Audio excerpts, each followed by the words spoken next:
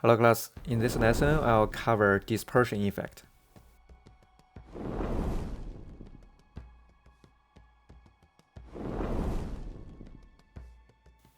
Alright, first let's create a new project. Let's bring in the girl footage and background image and create a conversation for the girl. And we're gonna apply a keylight 1.2 effect to get rid of the background. And bring in the background image. And here about 1.5 seconds, that's where we're going to start to put the effects. So here we're going to create a new starting layer, name it as mask and set the color as black color.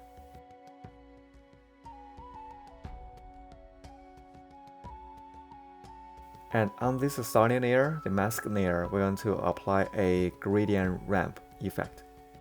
So basically this ramp layer, we're going to use it as a mask. And you can set the ramp shape as a radial. And we're going to set it as a Numa mat for the girl footage. And here if you don't see the Numa mat panel, you can simply just right click on your layer panel and turn on modes so it will show up. So for the gradient ramp, basically we use it as a mask, and you can define the location for the start of the ramp. So we put the start of the ramp on the top of the head. And then for the end of the ramp, we put it around the chest of the character. And then here we're going to search for a fractal noise and apply it on the starting layer. So basically for the fractal noise, because it's made of white and black color, when we use it as a mask, you're going to separate the character into pieces. And you can change the contrast.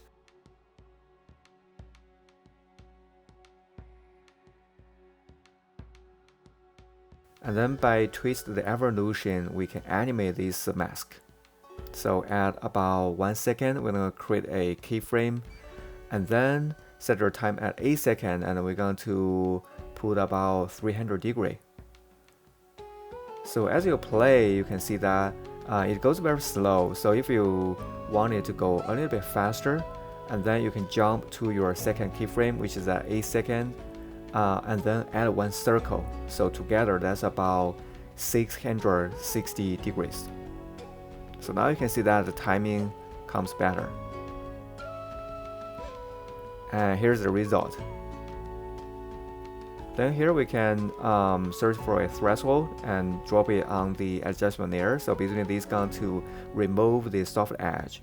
And this way we can separate the character into pieces. And we're going to have the hard edges. Then here we can create keyframe for the levels to make the character to be started in the beginning and then start to disappear at the end.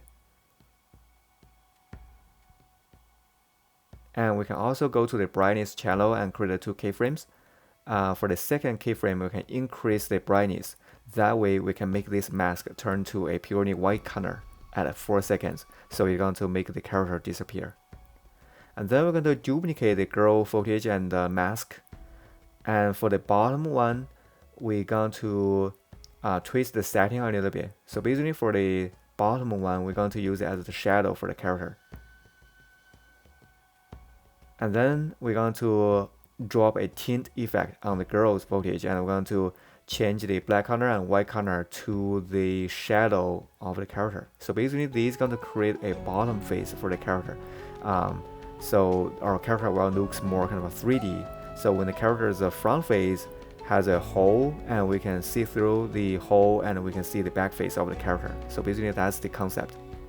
And then here we can change the number for the evolution, so it's going to generate different pattern. And then we're going to duplicate the girl footage and the mask again, and we're going to pre-compose them and rename it as a glow. Here we can apply a trying to effect to the pre-composition, and you can set the yellow and orange color on it if you want to make the character glow in yellowish color. However, for the sake of simplicity, we'll just keep it as a black and white. And we're going to turn on blend with the original. And we'll apply a glow color effect on top of it. And we're going to move the glow layer underneath the first girl layer. and increase the glow effect. So now you can see that the glow is at the bottom of the top pieces. And then here we can set the keyframes on its opacity channel, so the glow will fit in, and we change this layer's blending mode to screen.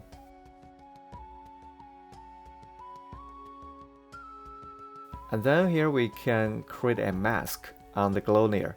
So at the beginning, as the characters start to separate into pieces, we add the mask to mask the head, so the glow only happen on the head.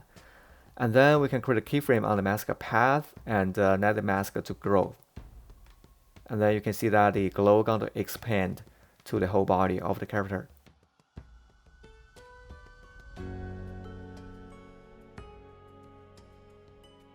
Okay, so here we're going to tag the glow layer in yellowish color, and then drop in smoke 6. And we can apply a on mode effect onto it, so you're going to get rid of the black color background. And also apply a tint color effect, and then we're going to map the black and white all to the dark brown color. So we're going to make this smoke as a dark brown color. And here we can also create a keyframe on its opacity channel to let the smoke to fit in, and then let it fit out by add 2 more keyframe on the opacity channel.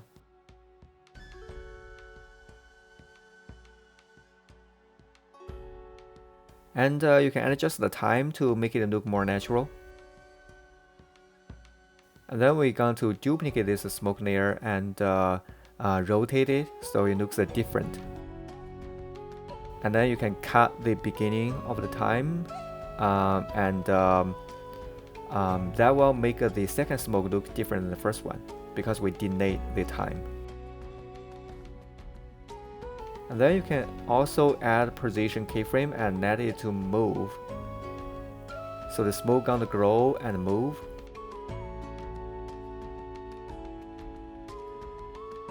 And we can also create a position keyframe for the first smoke.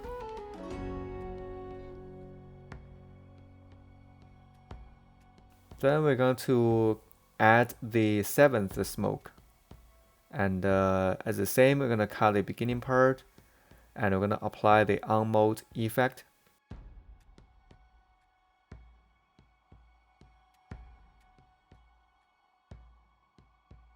And you can copy the tint effect from the first smoke and just paste on it, so that can save you time to map the colors.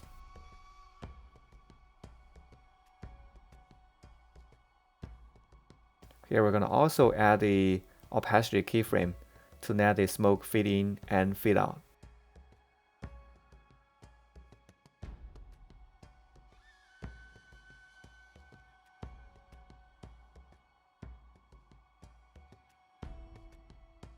Alright, so now we're going to tag all the 3 smoke layer into brown color and put it at the bottom. So basically the smoke going to be set at the bottom of the characters layer. And then here we're going to drop in the fire, and first we're going to get rid of the green color screen. And then here select the fire layer, and we can draw a mask at the bottom, and then change the mask type from add to subtract and add feather. So this way you're going to smooth the bottom edge of this of the fire. And then here you can change the position and rotate it and scale it down.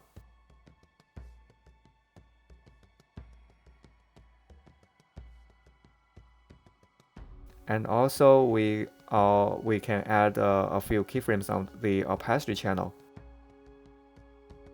so the smoke going to fit in and fit out. You can also add keyframe on the position channel to let the fire kind of move.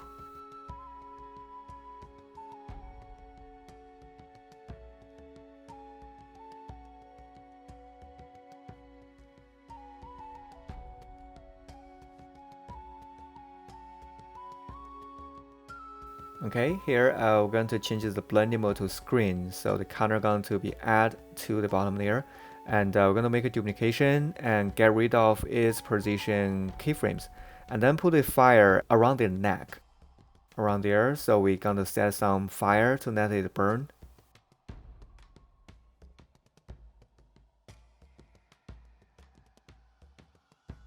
And also create a few keyframes on the opacity channel. So you're gonna feed in and then feed out. Again, so for this process, basically we are adding more fires onto the skin and on the clothes. So the more fires you put in, the more detail you put in, the better it will look.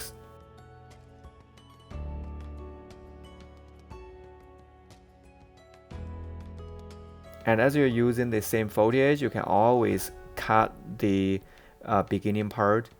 So that way, basically the duplication will look different than the original layer because it's a different time.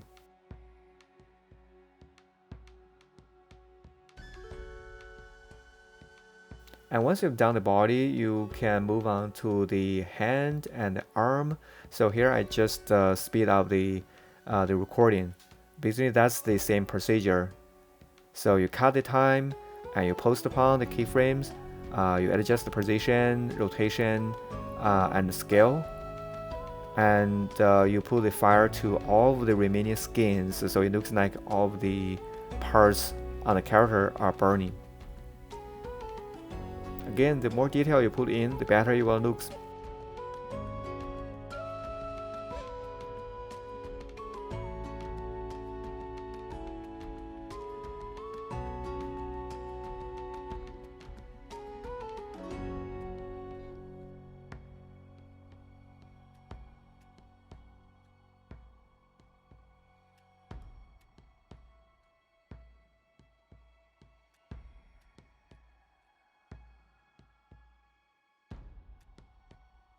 Okay, so this is the final result.